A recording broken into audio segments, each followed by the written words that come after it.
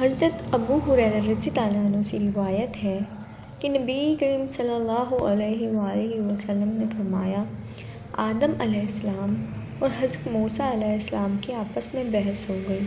حضرت موسیٰ علیہ السلام نے فرمایا،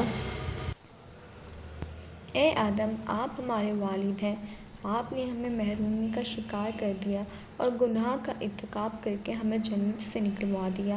آدم علیہ السلام نے ان سے فرمایا، اے موسیٰ، اللہ تعالیٰ نے آپ کو شرف ہم کلامی کے لیے منتخب فرمایا، آپ کو اپنے ہاتھ سے لکھ کر تورات دی کہ آپ مجھے اس بات پر ملامت کرتے ہیں جو اللہ نے مجھے پیدا کرنے سے 40 سال پہلے میری قسمت میں لکھ دی تھی۔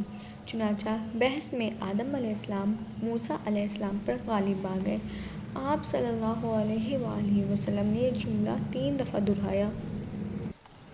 حضرت موسیٰ علیہ السلام کا مقصد حضرت آدم علیہ السلام کو یہ طعنہ دینا نہیں کہ انہوں نے غلطی کی، کیونکہ وہ غلطی تو اللہ تعالیٰ نے معاف فرما دی تھی۔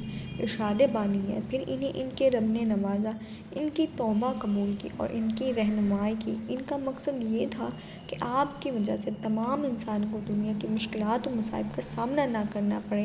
حضرت آدم علیہ السلام نے اس کے جواب میں وضاحت فرما دی کہ یہ مصائب تو پہلے ہی تقدیر میں لکھے جا چکے تھے اور ان کا فیصلہ تو بہت ہی پہلے ہو چکا تھا۔